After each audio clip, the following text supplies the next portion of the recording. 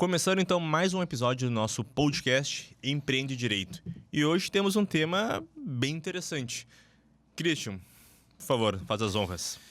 Fala pessoal, Christian Carvalho, aqui mais um episódio do Empreende Direito. E a nossa proposta inicial, Jorge, é basicamente desmistificar algumas mitos da gestão e trazer um conteúdo de valor, né? Que os nossos ouvintes saibam que para a gente trazer alguma solidez para tudo que nós praticamos e as nossas fontes.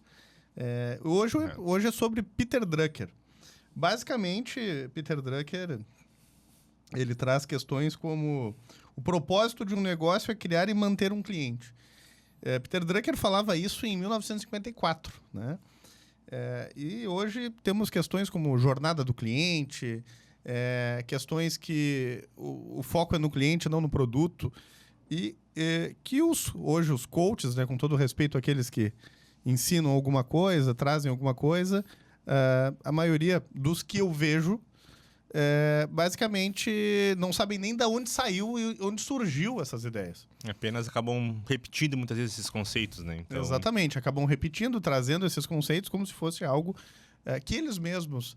Que surgiu agora, algo ou disruptivo. Que eles mesmos teriam inventado. Forjaram. Né?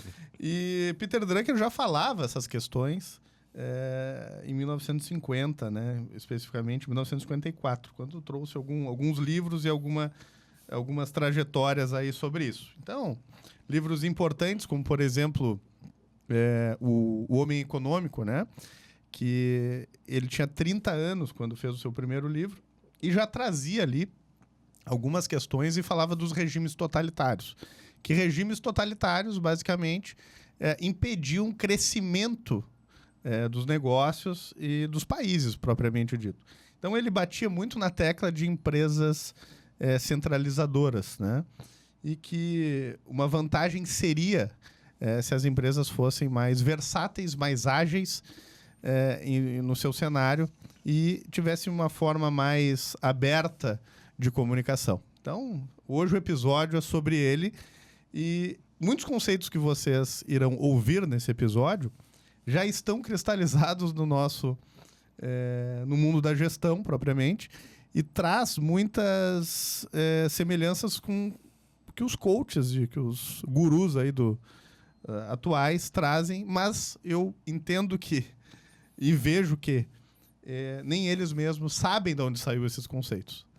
E muitas vezes, Christian, essa questão dos coaches, assim, tem aquela questão da motivação. Motivação é excelente. Só que a gente precisa também de subsídio, de técnica. E é aí que entra toda essa questão. E Peter Drucker é o pai da administração, né? Foi formado em Direito, Economia. Ele teve uma curiosidade muito interessante. Ele foi um dos responsáveis pela reestruturação do Japão pós-Segunda Guerra Mundial. Então, o nível de conhecimento dele, de gestão de técnica, é excepcional. E muito interessante que ele sobre Peter Drucker é a diferenciação entre eficiência e efetividade. Tem aqui dois conceitos que eu vou trazer aqui de forma bem esclarecedora. Eficiência é fazer as coisas corretamente e efetividade, fazer as coisas certas. E aí a gente tem uma grande diferença, né, entre esses dois conceitos.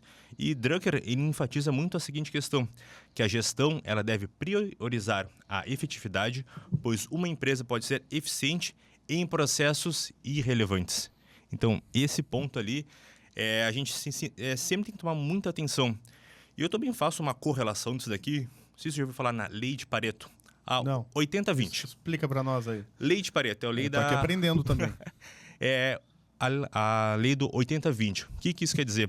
80% do teu resultado vem de 20% das tuas ações. Ou seja, tu tem que focar no que realmente impacta a tua equipe, a tua empresa. Tu tem que focar no que te traz resultado. Então, basicamente, isso, depois que eu entendi isso, eu realmente comecei a focar no que realmente impacta mais a empresa, que impacta mais o processo como um todo. Então, 80-20, lei de Pareto, que certamente também teve um pezinho do Peter Drucker nessa construção. E, Jorge, o que tu consegue já, de imediato, enxergar o mundo de hoje com as questões, alguns conceitos de Peter Drucker? Bem, vamos partir desse princípio ali eficiência, que eu gosto muito desse ponto de gestão, né? Onde muitas vezes, né, o empresário, ele tem costume de querer mexer em tabelinha de Excel. Mexer em tabelinha de Excel, ele quer... as menores tarefas têm que estar sobre o olhar dele. E, consequentemente, isso consome bem mais que 20%, 30%, 40% do tempo dele. Drucker é considerado um dos maiores pensadores da administração moderna. Suas ideias influenciam profundamente a forma como as empresas operam até hoje. Olha que frase impactante. E eu chego a vibrar com alguns pontos, porque ele traz questões que parecem muito atuais. Parece que são ditas pelos coaches que a gente vê nos patrocinados ali do Instagram. Ele fala o seguinte: gestão por objetivos, foco no cliente e descentralização. Drucker falou isso entre a década de 50 e 60. E aí, nisso, ele fala também da ascensão da gestão ágil, gestão por dados, marketing digital. Claro que o marketing digital ele não mencionou propriamente. Então, os conceitos estão... Toda vez que eu vejo esses conceitos, eu vejo Peter Drucker aí. Algumas pessoas que lidaram com ele, né, e eu posso citar aqui o José Salib Neto, no podcast que ele fala também de Peter Drucker, e o Sandro Magaldi, do GE Podcast. O José Salib Neto é um dos... Eu não vou chamar ele de coach, né, porque eu acho que é até um tanto quanto pejorativo para ele, mas é um cara que fez 11 livros de negócios, teve uma escola de gestão de negócios. Ele menciona que nos contatos que ele teve com Peter Drucker, ele não era arrogante em nenhum dos pontos. Mas quando alguém mencionava para ele questões que já estavam no livro dele, ele ficava, não, poxa, peraí, isso já está no meu livro há mais de 30 anos. Então, ele tinha essas questões. Então, como que nós vamos imaginar gestão por dados, gestão por números e outras situações, como, por exemplo, transparência, administração sem ser verticalizada. Então, ele faz uma relação, propriamente, com o livro dele, que é O Homem Econômico.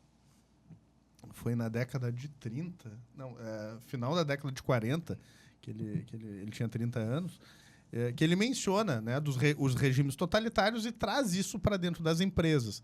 Que uma gestão verticalizada, ela propriamente traz prejuízos para uma organização. E, no tocante a isso, ele traz todos esses conceitos que a gestão ela deve ser eficaz, ela tem que ser ágil, ela tem que ser harmônica, ela deve corresponder com a transparência, que os colaboradores saibam de todos os processos e tenham propriamente uma autonomia. Então, é praticamente falar de delegação. A gente pensa, hoje, os coaches falando, porque tem que delegar funções, tem que sair do operacional e tal. Quando nós falamos isso, estamos falando de Peter Drucker. E não é de outra pessoa. Foi o primeiro a falar isso lá na década de 50. E, Jorge, tem uma questão que eu acho fundamental de Peter Drucker, não tem como não falar, que basicamente ele influenciou a GM, né, a General Motors, e a Toyota, que eu particularmente sou fã de Toyota, admiro a gestão e tudo. Menciona para nós qual é a tua visão e o que tu trouxe aí para nós da passagem de Peter Drucker pela Toyota e pelo Japão. Tem um ponto muito interessante que é... Eu vou te devolver uma pergunta e depois volta. Líder. O que para ti seria um líder? O líder, para mim, ele traz carregado com ele a cultura da empresa, o direcionamento da empresa, e ele tem que ser o exemplo, né, daquilo que a empresa quer se tornar. Ainda que a empresa não seja, a organização não seja aquilo que se espera, ou sonho, né, um sonho inacabado, etc. Então, para mim, é isso. Perfeito. Vou te trazer aqui o conceito do Drucker sobre esse ponto. Seria, o líder deve ser um facilitador, ajudando a equipe a crescer e tomar decisões estratégicas. E a liderança, isso é muito importante, ela não se baseia em carisma, e sim em desempenho e responsabilidade. Essa, para mim, é a máxima, que às vezes a gente tem aquela impressão que o líder é aquele cara que dá o tapé nas costas, que conversa, não sei o que. Não, na verdade, é quem toma realmente as decisões, tem este peso, essa responsabilidade e o principal, o desempenho. É o capitão do navio, digamos assim. Só que isso também corroborando essa questão da descentralização, o Drucker ele menciona que a tomada de decisões ela deve ser distribuída, permitindo que diferentes níveis da organização tenham autonomia. E um outro ponto também que é delegar não é apenas distribuir tarefas, mas empoderar a equipe para tomar decisões estratégicas. O que acontece muitas vezes? O líder, o empresário, ele gosta de centralizar, além das tarefas, a decisão. E muitas vezes, apesar dele conhecer todos os setores, ele não tem a expertise daquele ponto específico. E é aquela máxima, né? 2, 3, 4, 5 cabeças vão pensar melhor que uma. Eu não digo que seja um colegiado, mas efetivamente levar em consideração, né, os pontos, né, da tua equipe referente a uma matéria específica ali. Então, essa questão da descentralização e delegação é extremamente importante ali. E Drucker, ele foca muito nisso, muito nisso. É um ponto forte dele. Jorge, nesse ponto específico, tá? Eu me preparando, por óbvio, para trazer algum conteúdo, né, para os nossos ouvintes.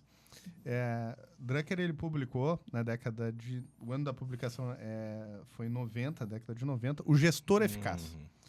E no Gestor Eficaz, ele traz alguns pontos. Claro que nós não conseguiremos esgotar o tema de Drucker, né? Mas eu vamos tentar aqui fazer algumas relações com o que estamos vivendo hoje e fazer algumas apostas do que Drucker previu para o futuro ainda. Então, vamos fazer esse desafio aí. Perfeito, vamos exercitar aqui. E aí, olha aqui. o que ele falava lá no Gestor Eficaz, né? Que é um livro, tá? Claro, é uma tradução, tem 228 páginas, né? Ele fala o seguinte: a posição de um executivo conspira contra a sua efetividade.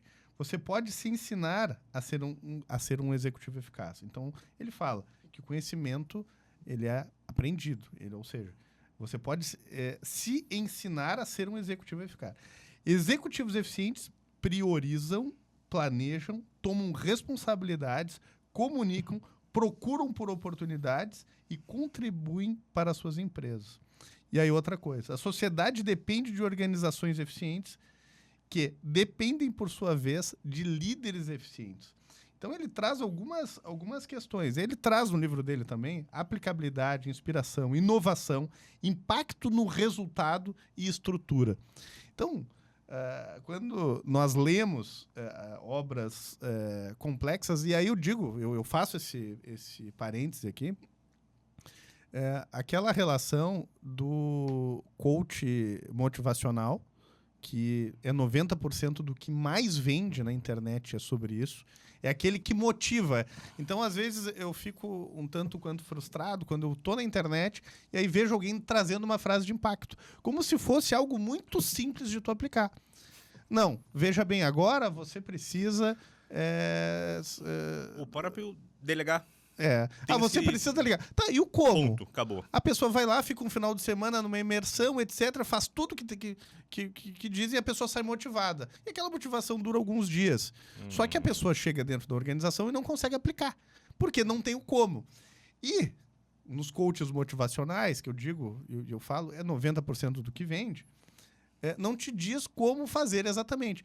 E aí, claro, tu vai ver em obras como essas, que são extremamente complexas de fazer uma leitura, é uma leitura mais chata, porque não tem xalalá, não tem coisinha pra gente ficar vendo e trazendo. É muito mais difícil de tu fazer uma leitura. A própria preparação, apesar de eu ser um fã de Peter Drucker, é muito complexa, é difícil. A gente precisa fazer anotações, tem que trazer relatórios, relacionar. O ChatGPT não nos ajuda nisso, né? Então, ela é muito mais difícil. Mas que seja esse episódio aqui, propriamente, motivador para vocês buscarem o conhecimento, para os nossos ouvintes buscar obras como essas para aplicar dentro das suas empresas. Então ele fala assim, coisas que marque seu tempo, gerencie o seu tempo, consolide o tempo, né? Então fala questões também de hábitos, né? Tornando o hábito como força produtiva, né? Trazendo o hábito para dentro da organização, sendo o exemplo, tu vai conseguir trazer uma contribuição de fato. E ele fala, enfim, tem muita coisa. Esse livro é bem importante, né? E uma frase dele: a menor maneira de prever o futuro é criá-lo. Isso é Peter Drucker. Então nós vemos aí em várias situações que Peter Drucker está entre nós e está no futuro. Eu acho que nem ele imaginava, sinceramente. Hoje eu conversando com a nossa querida Ângela, nossa consultora, sobre Peter Drucker, até fazendo a preparação para o podcast. Como que esse cara previu isso? Do que a gente está fazendo? Lá na década de 50, ele trazendo esses conceitos que, no Brasil, nas grandes escolas de negócios, né, chegou nos anos 2000. E um outro ponto muito importante que Drucker dava uma imensa importância são as pessoas, né? Onde ele entendia, né, e eu concordo com ele, né, que as pessoas são o maior ativo da tua empresa. Sem as pessoas, não existe empresa. E, naturalmente, tu tem que ter o ambiente onde tu empodere essas pessoas e, consequentemente, estimule elas, fomente elas a desenvolverem as suas habilidades. E muitas vezes, né, infelizmente, muitos empresários têm o costume de olhar o funcionário como apenas um mero número. Se a pessoa sair aqui, eu coloco outra. Tá, mas quem sabe essa pessoa ela não pode estar alocada em um setor ali que ela não tem as aptidões necessárias. Daqui a pouco, com um bom o treinamento, tu consegue fazer a pessoa ela se sentir bem dentro daquela empresa, desenvolver efetivamente as suas habilidades e, consequentemente, né, agregar valor para a empresa, né? Então, esse é um ponto que Drucker ele já mencionava e a gente vê isso, né? Muitas empresas acabam perdendo talentos ali ou por não fomentar, né, efetivamente ali o próprio desenvolvimento dessa pessoa. Na mesma linha, Jorge, Peter Drucker trazia questões que, se não estivessem escritas e com os registros da época que foram escritas, eu duvidaria muito. Então, olha só. Eu também. Drucker defendia a transparência nas empresas. A comunicação clara entre níveis hierárquicos. Drucker acreditava que uma das principais falhas das grandes corporações era a falta de comunicação entre diferentes níveis hierárquicos. Ele argumentava que informações cruciais como estratégias, as operações e os problemas das empresas deveriam ser compartilhados com todos os colaboradores, não apenas com os executivos de alto nível. Isso permitiria que todos os membros das organizações entendessem os desafios que estavam sendo enfrentados e as metas que estavam sendo perseguidas. Não tem como debater essas questões. Não tem como discordar. Decisões baseadas em dados e não em segredos. Transparência também significava tomar decisões com base em informações claras e objetivas, em vez de depender de segredos corporativos. Ele falava isso na década de 50. Hoje, se nós falarmos isso, nós entrarmos dentro de um escritório, de um colega nosso advogado, ou de uma empresa nossa da assessoria, e se nós fomentássemos que o faturamento deveria ser aberto, qual é a forma de lidar com os colaboradores, abrisse mais... Iríamos nos taxar de malucos. Assim. Com certeza. E nós temos internamente esse hábito. E nós já fazíamos e aí eu tenho que trazer aqui, até por inocência. Sim. Nós falávamos e fazíamos isso lá no início do escritório. Será que está certo? Nós não sabíamos. Mas testagem. Hoje, propriamente, nós vemos que nós estávamos certos. E, de repente, o nosso sucesso esteja atrelado a isso. Hoje, nós temos... pessoas que trabalham conosco desde o início e que são leais àquilo. Claro, no meio do caminho saíram pessoas, entraram, que é normal dentro de uma corporação. Empresa. Mas não tem como dizer que a nossa gestão é baseada em segredos. Então eu fico muito feliz. Contrário. É até aberto demais. E aí outro ponto também que ele traz, responsabilidade e abertura para o feedback. Isso a Ângela nos trouxe, né? Hoje a Ângela nos trouxe que... Basicamente, para Drucker, a transparência também estava ligada à responsabilidade. As empresas deveriam ser transparentes na relação de suas metas e resultados. E o feedback contínuo, onde as falhas poderiam ser discutidas abertamente e ajustes poderiam ser feitos. Isso a Ângela nos trouxe, que nós tínhamos grandes desafios com problemas internos, às vezes comportamentos. E nós sempre falamos que As pessoas entram dentro de uma empresa pela qualidade técnica, mas o que mantém elas é o comportamento. E um comportamento ruim, cultura, não né? alinhado à cultura da empresa, né? Falando como a Ângela gosta de mencionar, a pessoa tem que ser desligada, e isso é pedagógico para toda a empresa. E, basicamente, né, fala de reuniões regulares, abertas aos departamentos, fala de avaliação de desempenho de forma clara e objetiva. Então, é tudo que nós já sabemos que dá certo. O caminho é justamente esse.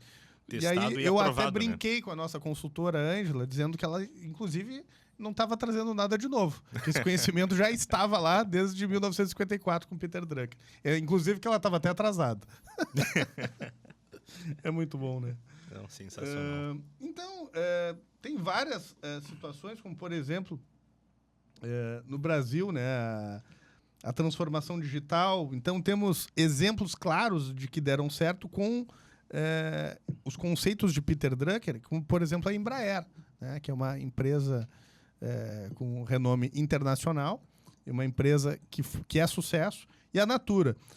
Se nós olharmos essas duas empresas, vemos que são empresas que implementam no seu DNA, aí eu não sei se é de forma proposital ou não, as fontes de Peter Drucker. Então, eu vejo que temos muito ainda a aprender, né, com a questão dos conceitos de Peter Drucker. Perfeito. E um outro ponto que é interessante nisso, a gente tem uma certa inclinação, é a própria inovação, né? Onde Drucker, ele entende que para as empresas elas se manterem no mercado, elas têm que estarem sempre inovando, têm que estarem sempre preocupadas com a própria inovação. E o que ele diz aqui, ó, que a inovação pode ser incremental. O que seria isso? Melhorando processos existentes ou disruptiva, que é criando novos mercados. Então, muitas vezes, a gente tem inúmeros exemplos, como a própria Kodak, né, que teve a questão aquela da máquina digital, que ela ignorou, ela tinha a tecnologia em si, hoje poderia ser, a top 1 ali do mundo, só que, infelizmente, ela acabou sendo ultrapassada ali, né, pela inovação. Algo que ela era tida como a própria referência, né, efetivamente. Né? Christian, sobre inovação, tu que gosta, tem também uma veia de inovação. A vontade que eu tenho era revolucionar o mundo jurídico. Até demais. Até demais. E aí, quando eu falo nisso, a gente tem várias situações que podem esbarrar, até no próprio nosso código de ética da advocacia, etc., que não tem como a gente abrir muito leque.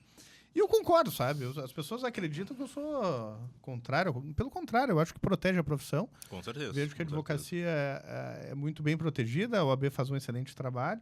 Mas, claro, como tudo não é perfeito. Tem situações que... e em nenhum momento eu penso que a flexibilização seria um caminho viável, até porque... Não seria a solução. Não seria a solução. Pelo contrário, trazer mais dano do que efetivamente... reeducação... trazer, por exemplo, né, acompanhar, por exemplo, a nova dinâmica das redes sociais, a forma de contratação de serviços jurídicos, mas internamente nós conseguimos trazer muitas inovações, como, por exemplo, a pessoa ter um aplicativo. Né? Exato. Talvez seja um dos primeiros escritórios a ter um aplicativo disponível diretamente para o cliente. E trazendo essa inovação dentro, né, do... E aí eu falar de Peter Drucker e falar de inovação... para basicamente falar de coisas muito básicas. E o básico é sempre aquela situação que é difícil de ser aplicado. Então, quando a gente fala de descentralização, organizações ágeis e autônomas, a Netflix tem um baita de um exemplo que ela tem escritórios locais e faz muitas produções independentes, como, por exemplo, aqui no Brasil. Tem vários filmes que a Netflix produziu. Se olhar na Europa, então, vários escritórios são autônomos e conseguem descentralizar e trazer uma agilidade, propriamente, para essa organização de muito sucesso que é a Netflix. A Kodak, ela vem de uma situação que até existe, que fala da miopia, né, da empresa. A miopia da empresa foi numa mesa, né? A Kodak foi apresentada, foi a criadora dos filmes de máquinas analógicas, e foi numa reunião que basicamente se discutiu a invenção.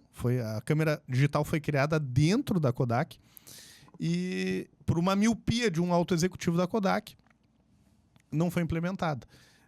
Dizendo basicamente o seguinte: tá, mas o que as pessoas vão fazer? Vão guardar isso no computador? Vão guardar isso no... enfim, nem existia computador na época. Vão guardar isso num cartão digital? E como vai ficar como irão ficar os nossos filmes? Que os filmes geravam uma receita absurda para a Kodak. Só que, basicamente, eles criaram algo exatamente ao contrário do que Peter Drucker falava, que eles pensaram no produto e não pensaram no cliente. Peter Drucker traz isso muito claramente, que o foco tem que ser o cliente. Ele fala do jobs to be done, que basicamente traz o esforço que o cliente faz para te contratar. Então, basicamente, por que eu vou escolher Burger King e McDonald's? Às vezes é uma questão de logística, às vezes é caminho do meu trabalho, às vezes porque me entrega mais rápido. Então, o produto vai ficando de lado. Na advocacia, nós vemos isso. Propriamente, às vezes, tu é contratado porque tu estás numa roda de amigos e é mais fácil para aquele cliente te contratar. Por outro lado, tu faz parte de um certo nicho, as pessoas vão contratar ali ou ali. E o produto em si não vai fazer diferença. Quando no mundo onde a concorrência é muito acirrada, ou seja, eu vou trazer, que é o nosso negócio, que é a advocacia, tu não procura mais a qualidade, porque tu já entende que a qualidade já está intrínseca àquela atividade. Então, quando eu vou procurar, por exemplo, uma praça de alimentação de um shopping, etc., eu não vou estar preocupado com a higiene porque eu entendo... Se presume que todas as lojas que estão no shopping têm uma questão propriamente de higiene. Então, às vezes a gente fala da qualidade e o advogado às vezes foca, porque a petição tem que ser isso, tem que ser... Olha, se não for isso, tu nem tá no jogo. Não vai adiantar tu ser... Então, não só que nós falamos isso hoje. Peter Drucker falava em 1950 isso. Então, o foco tem que ser o cliente e não o produto. E sobre esse ponto, Christian, que tu estava falando, realmente, o conhecimento, hoje em dia, o produto, ele é básico. Até porque com acesso à informação que nós temos hoje, com a tecnologia, internet, o conhecimento ali ele está ao alcance de qualquer profissional que tem interesse. Ponto. E Drucker, ele já via isso, né? Onde ele dizia que seria a ascensão do trabalhador do conhecimento, onde a habilidade de pensar e inovar seria mais valiosa que o trabalho manual. Ou seja, efetivamente, o empresário, o profissional, ele tem que ter essa preocupação, aonde, bem, parto do princípio que o meu produto ele é bom, ele atende a todas as exigências. Tá, e o pós? E a experiência do cliente? E o meu diferencial? E a minha inovação? Como é que eu consigo realmente chegar neste cliente? Ser escolhido entre tantos outros produtos? Drucker falava o seguinte: insistia que a principal função de uma empresa é criar valor para os seus clientes. Cirúrgico. Então, é basicamente nisso. Então, às vezes, é engraçado até nós falarmos isso, que às vezes o advogado, o escritório de advocacia, esse cara aqui tá me incomodando. Às vezes tem uns até que realmente... Hoje tivemos um. Hoje especificamente tivemos. Em 6 realmente, tem clientes que realmente são, mas 99% dos clientes... São pessoas, o nosso trabalho é justamente gerar valor para ele, e não o contrário. Claro, o advogado não pode entregar resultado e não deve garantir resultado. Jamais. O nosso trabalho é basicamente trazendo a melhor defesa para o cliente, e o resultado é o judiciário que toma. Enfim, tem todas essas situações. Mas o nosso foco é sempre o cliente e não o contrário. Por que é tão difícil esse conceito para a maioria das empresas? Bom, para os advogados nem se fala. Não, infelizmente é bem complicado. Então, se Drucker falava isso em 1950, o que nós estamos fazendo de errado para as coisas não darem certo hoje? Então ele fala, né, que o foco do cliente é a inovação ao redor das necessidades do cliente. Então é justamente isso que nós fizemos internamente. Nós desenvolvemos um aplicativo para atender uma necessidade do cliente. E a necessidade do nosso cliente qual era? Como está o meu processo? Como está o meu processo? Essa era a necessidade do cliente que nós atendemos. Jorge, a Kodak, em 1996, o seu faturamento anual era 16 bilhões de dólares de receita anual. No auge dos seus negócios, né, teve lucros líquidos cerca de 3 bilhões anualmente. Né, em razão da miopia de focar basicamente nos filmes fotográficos, que eram basicamente o produto, eles deixaram de focar propriamente no comportamento do cliente. E isso trouxe a falência da Kodak. A Sony depois embarcou nas câmeras digitais e superou a Kodak, porque se tornou, o filme se tornou, hoje é algo visto como algo vintage, algo para aqueles apreciadores, mas que não gera nenhum tipo de receita. Então, essa questão, essa inquietude que nós tivemos dentro do escritório em fazer um aplicativo para o cliente perguntar, toda vez que ele quiser saber do processo dele, ter ali pelo menos uma vez por semana o andamento do seu processo, penso que nos trouxe uma grande vantagem para nós nos mantermos. Porque hoje, a maior queixa dos clientes da advocacia é basicamente: meu advogado não me responde, o meu advogado não me responde, o meu advogado não me dá resposta. E apesar de tudo, nós temos aplicativo, nós temos setor de atendimento. Não é perfeito, nós sabemos, mas estamos em constante evolução, em constante aperfeiçoamento. Mesmo assim, ainda é um desafio nós conseguirmos entregar algo que realmente satisfaça o cliente. Porque em épocas de imediatismo, em épocas de redes sociais que tu clica no iFood e já vem a tua comida dentro na tua casa, etc., tu dar uma resposta satisfatória para um cliente da advocacia, que ele acredita que está comprando mais um tipo de serviço, é muito desafiador. Mas o aplicativo veio para justamente nós trazermos esse conforto para o cliente. E muitas vezes essa questão, né, do cliente que ele pergunta ali, às vezes, tem situações que o cliente tem aquela ansiedade de saber 1, 2, 3, 4 vezes na semana como é que está o seu processo. Mas também tem o outro lado, aonde o cliente ele não quer incomodar, muitas vezes. Eu não vou ficar perguntando toda hora sobre o meu processo, eu não quero incomodar. Só que daqui a pouco ele começa a ficar preocupado, digamos assim, com o processo, ele não quer incomodar, só que isso acaba trazendo uma certa insegurança nele. Já com o aplicativo, naturalmente, ele pode entrar ali de madrugada, a hora que ele quiser, a hora que ele se lembrar efetivamente, que às vezes, como é que está o meu processo? Faz 1 mês que eu entrei, vou lá, entro a hora que eu quiser, não no expediente, diz, me lembrei, só que é 7 horas da noite, são 11 horas. E aí o cliente, ele não tem a informação do processo que a gente vai mandar para ele no outro dia, só que o aplicativo, ele traz essa solução. E estava falando agora há pouco sobre o Mercado Livre. Eu comprei alguns produtos pelo Mercado Livre e eu fiquei surpreso, uma surpresa boa, com um ponto. O dia da entrega aparecia aonde exatamente estava o caminhão. Ou seja, com isso, eu fiquei muito surpreso. Com isso, eu fiquei, peraí, o caminhão está 5 quadras. Tu já te posiciona, tu já avisa alguém, vai chegar uma encomenda. Para evitar aquela questão que às vezes acontece com outras empresas. Bate, ninguém vê, é pouco tá no banho, foi na padaria, tá ouvindo, tá com fone de ouvido. E aí o entregador, ele não entrega, daqui a o próximo dia útil ele vai entregar. Ali não, já viu, olha só, ele tá chegando, ele te avisa, ele te manda um SMS. Olha, o seu produto será entregue entre 14 horas e 16 horas. A partir dali tu consegue ir acompanhando ao vivo ali com o aplicativo. É uma solução, isso é muito interessante. sem dúvidas, voltada para eu não o compro cliente. mais em outro lugar. Não compro mais. Então, essa é uma solução superada, né? Que a pessoa quer o produto na hora. E aí, imagina no interior do Rio Grande do Sul, né?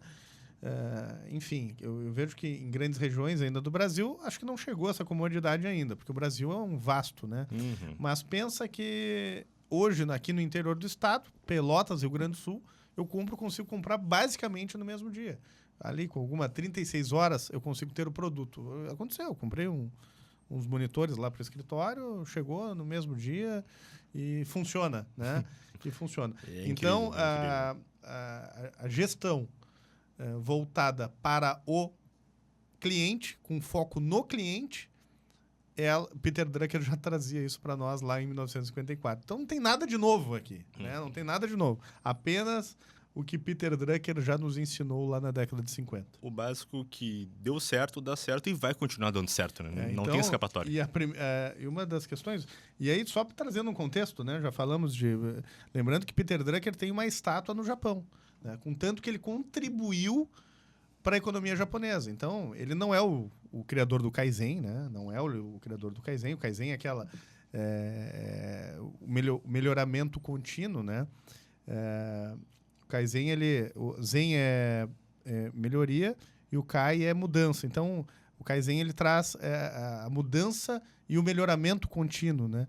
Não foi ele que implementou isso. Ele entrou na Toyota lá na década de 70 e até o Instituto Peter Drucker nos Estados Unidos tem um outro nome, que os japoneses deram outro nome. Então tem uma estátua dele do tanto que ele contribuiu.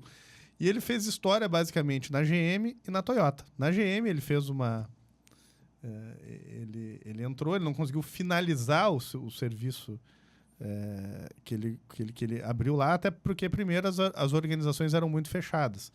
E nisso ele conseguiu fazer uma pesquisa e entender que as organizações eram muito burocráticas e muito hierarquizadas de forma vertical.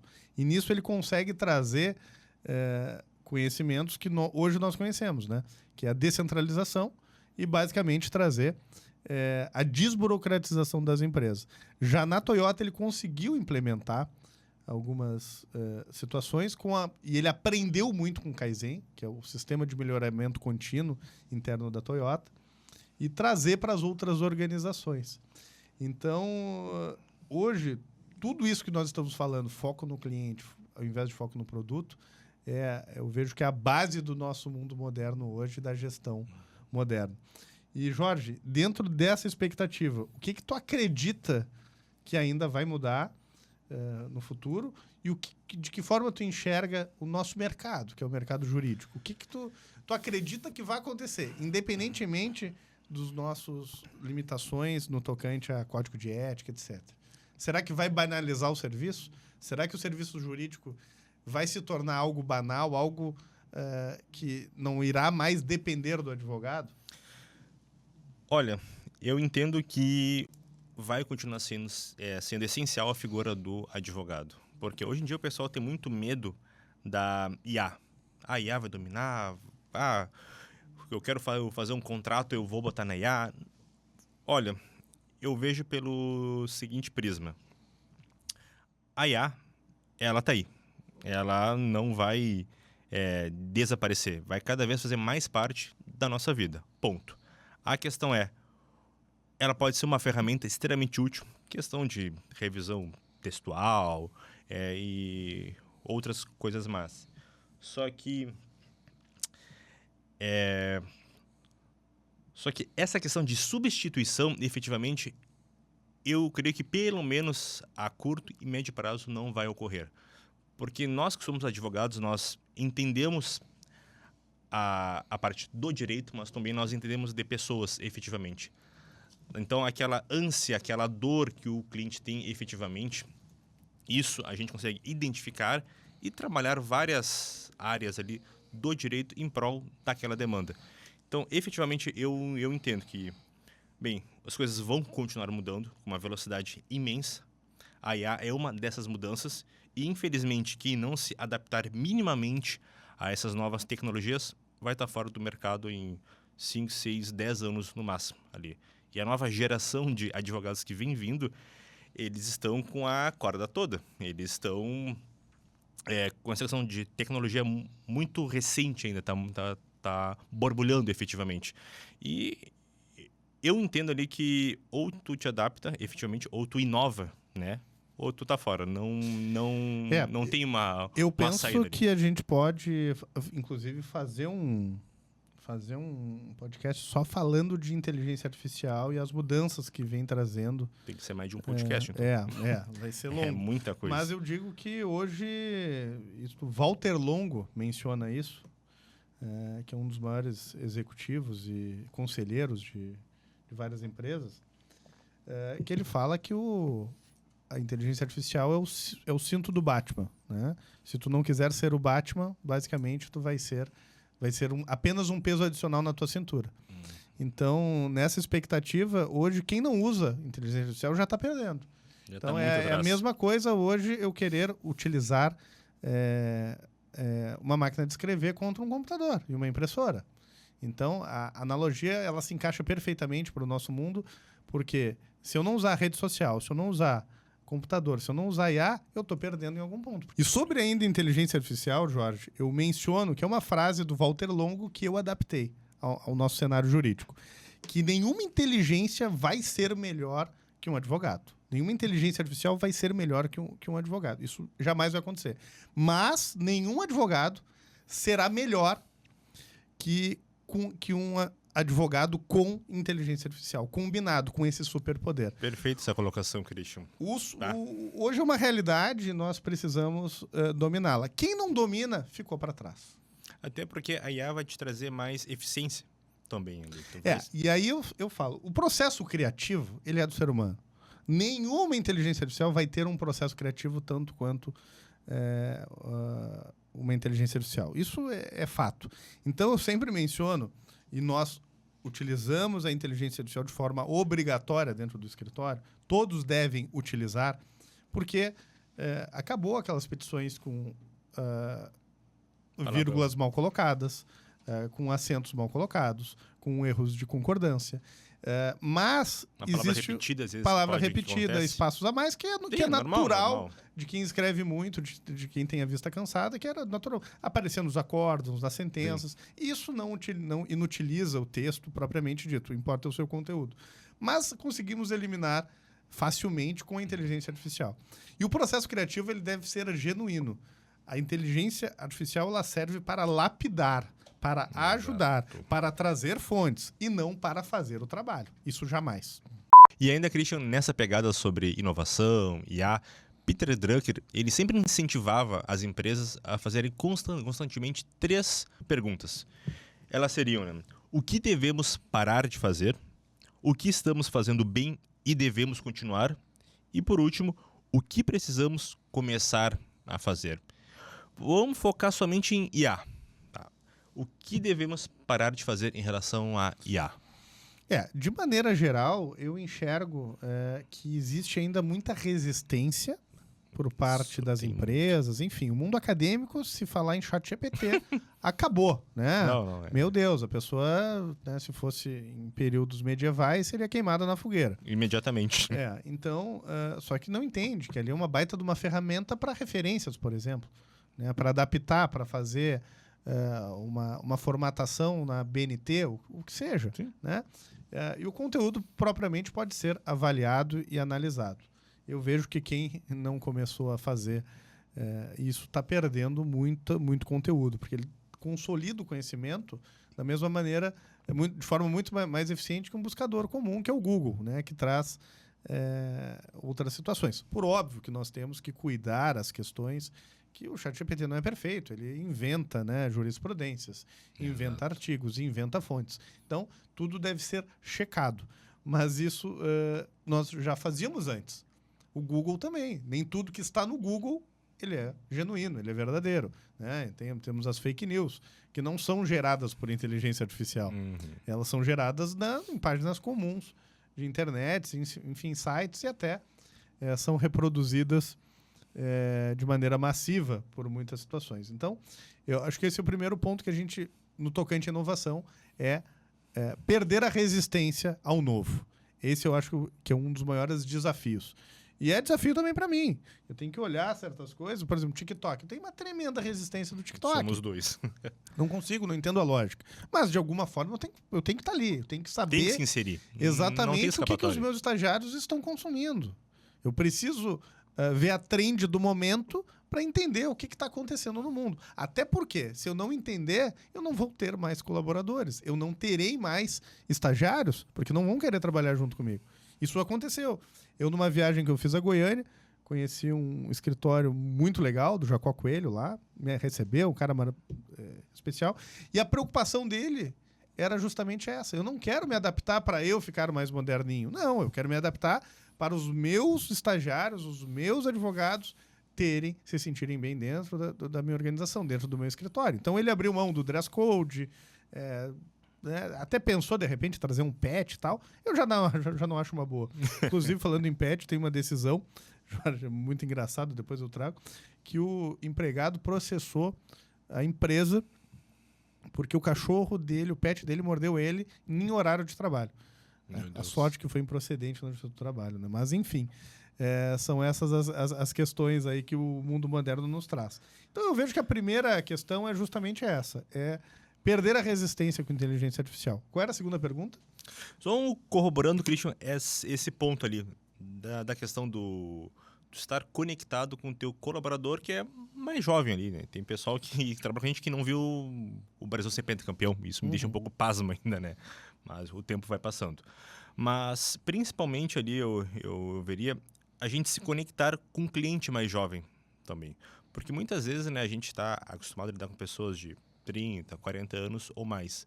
Mas também, ainda mais com essa questão da internet, os jovens estão precisando muitas vezes de assessoria jurídica, estão precisando às vezes de serem municiados de informações. E se tu não está daqui a pouco inserido numa rede social, tu não está conectado com ele. E, consequentemente, tu tá fora do mercado, pelo menos do mercado daquele cliente. Daquele nicho. Então, essa é uma preocupação, e aí eu digo que eu tentei ficar mais moderninho na sexta-feira, colocar um tênis branco, largar um pouco a gravata, para me aproximar também de alguns nichos. Isso é proposital. Nós precisamos ser intencional, né? intencionais da nossa... Desde a Ângela fala, né, que até o Bom Dia ele deve ser intencional, né, a nossa consultora. O Bom Dia ele deve ser... Então, a tua vestimenta ela é intencional de alguma forma, ela quer... Quem despreza isso também é outra hipocrisia. Né? Porque eu quero ser descolado, não dou... Tu tá sendo intencional dessa forma. Se tu é contra terno, se tu é contra o advogado andar de terno, que ele pode... Tu tá sendo intencional naquilo ali. Tu quer passar uma imagem daquilo e provavelmente terão pessoas que irão se conectar. Então não é uma crítica, né? Não tem certo e errado. Tem a forma de se comunicar. Então, dessa forma, nós trazendo e tentando se inserir de alguma forma, é uma forma de se aproximar dessas camadas mais jovens, de pessoas que já estão iniciando, né, no mundo profissional e possivelmente podem ser os nossos clientes. E eu acho fundamental. Então, hoje, por exemplo, como é que é difícil tu falar para um advogado que tem 20, 30 anos de carreira para ele se adaptar ao TikTok ou trazer alguma coisa. É muito difícil. Mas eu tenho visto bons exemplos. Eu tenho bons exemplos disso. Bem, o segundo ponto aqui, né, seria o que estamos fazendo bem e devemos continuar. O que tem a nos dizer sobre essa especificamente, indagação? A nossa inovação, eu vejo que realmente surpreende a todos que... Então, de fato, acho que a gente precisa continuar esse projeto de inovação, não deixar isso de lado e, de repente, numa cartada dessas, a gente conseguir, de fato, mudar completamente o jogo com uma cartada. Eu confesso para ti que, depois de 6 anos aí nessa luta diária, eu não acredito mais que uma cartada vai resolver todas as questões financeiras e profissionais e para nós nos tornarmos aquele escritório 10 vezes maior que é o que nós queremos. Eu vejo que é um conjunto de habilidades que nós temos que nos fez chegar até aqui. Mas eu ainda tenho no fundo uma esperança que vai ser uma cartada que a gente vai dar. Eu tenho essa esperança. Já tu é mais cético no tocante a isso, né? Pragmático ali, muitas vezes. O Jorge ou tem número ou não tem, né? Exato. Gerou número, gerou caixa. Bom, isso aqui faz sentido. Do contrário, não. Nada de... Mas, vamos lá, né? E o último seria, né, o que precisamos começar a fazer, né? Isso aqui a gente deveria... Bem, o que a gente já faz seria a nossa inovação. O que precisamos começar a fazer, Christian? O que tu pensa ali? Que a gente está sempre pensando tanto no que fazer, esse é um ponto positivo. Nós estamos sempre, acho que 24 horas praticamente, pensando, cara, o que eu posso fazer mais? O que eu posso inovar? A minha cabeça não para, né? Tanto que eu não tenho cansaço. Quando eu tenho exaustão mental.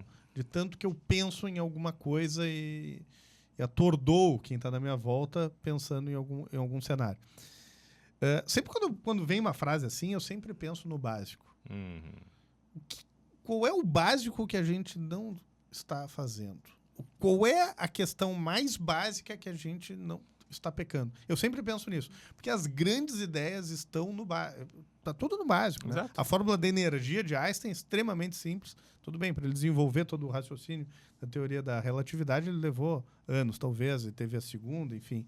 Mas todas as grandes ideias elas são, de fato, simples. O iPhone sem tecla. Elas resolvem o iPhone problemas simples.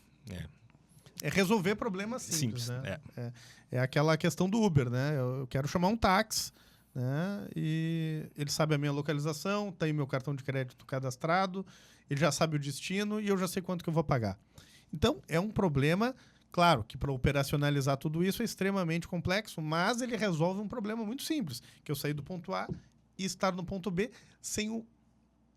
com o mínimo de esforço, que é pegar o celular, apertar um botão, cadastrar um cartão previamente. Então, eu sempre olho para esse lado. Eu não tenho uma resposta pronta para te dar sobre isso, mas eu sempre penso em olhar o básico. Qual é o básico que eu não tenho, que eu não estou fazendo? Qual é o básico que eu posso começar a fazer? Então, talvez a gente poderia dizer, né, que a inovação ela está em resolver problemas básicos do teu cliente. Na verdade, um aplicativo que nós demoramos 1 ano para fazer, que basicamente diz a movimentação do processo do cliente. É extremamente simples. Exato. Né? E aí eu fico pensando, por que ninguém pensou nisso antes? Sabe? Resolve tantos problemas ali. Exatamente. Sempre ao final do nosso Empreende Direito, dicas de livros e dicas de implementação direta para o seu negócio. Bom, eu falei aqui, eu sou um fã de Peter Drucker, eu tenho que mencionar para vocês que é o Homem Econômico, de Peter Drucker, um dos primeiros livros de Peter Drucker. A leitura é um tanto quanto demorada, massiva, mas tem em traduções para o nosso idioma. E o livro que eu trouxe aqui também, que é o Gestor Eficaz, também de Peter Drucker. Então, essas são as minhas 2 dicas de livros aí. Pessoal, a minha indicação de livro trata muito dessa questão de inovação. É a Startup Enxuta. A pessoa pensa, mas eu não tenho uma startup. Mas as lições deste livro, elas podem ser com certeza aplicadas em empresas mais tradicionais. É do escritor Eric Ries, tá? A Startup Enxuta. Um livro excelente ali, uma leitura não densa, né? Mas são poucas páginas, 200 e poucas páginas mais ou menos ali. É um livro bem interessante. Então essa é a minha recomendação. E como todo episódio, nós iremos passar uma dica de implementação. E a nossa dica, né, é básica, ela não custa nenhum centavo. Dar um feedback para o teu colaborador. Olha, muitas vezes a pessoa não sabe aonde é que ela está errando efetivamente, né? Então, dá esse feedback, sempre um feedback respeitoso, que tu vai ver que a tua empresa ela vai melhorar e muito. A minha dica de implementação é um pouco diferente. Tu vai usar o ChatGPT e vai aplicar o seguinte comando. Depois vou pedir para o pessoal aqui da edição escrever exatamente na tela isso. Você está muito acomodado. Isso está limitando seu progresso. Para avançar, identifique os pontos fracos que realmente estão me impedindo o meu crescimento, como falta de foco ou execução inconsistente. Elabore planos com prazos rigorosos para corrigir essas falhas, forçando-se a sair da zona de conforto e buscar altos padrões, enquanto se responsabiliza por resultados concretos. Pegue essa frase e, basicamente, coloque no ChatGPT e, posteriormente, coloque a sua demanda. Se é fazer um projeto de emagrecimento, se é fazer um projeto de empresa, se é fazer um projeto novo. Eu penso que esse prompt vai te ajudar basicamente a solucionar várias questões do dia a dia. Não posso deixar de mencionar os nossos queridos patrocinadores, que é Marchand Car Service, aquela oficina para quem tem aquelas máquinas, né? Aqueles carros premiums, né? Tem uma série de serviços lá, principalmente a lavagem. Eu confesso que eu sou fã, tem a melhor lavagem da cidade. E a Plan Madeiras, né? Que nos patrocina aqui também. Tudo de pergolados, madeiras, decks de piscina, madeira, enfim, todo tipo, tudo móveis. Nosso escritório basicamente nosso escritório Madeiras, né? Então, mezanino, tudo. Agradecendo imensamente a confiança dos nossos colaboradores. Pessoal, então vamos encerrar aqui mais um episódio, né, do nosso podcast Empreende Direito. Né? Temos já um próximo tema? Estamos elaborando. Estamos elaborando. Mas virá aí com conteúdo também, que é essa a nossa Densidade proposta. teórica, né? Algo que a gente possa realmente colocar em prática. Então, pessoal, muito obrigado pela audiência e nos vemos no próximo episódio.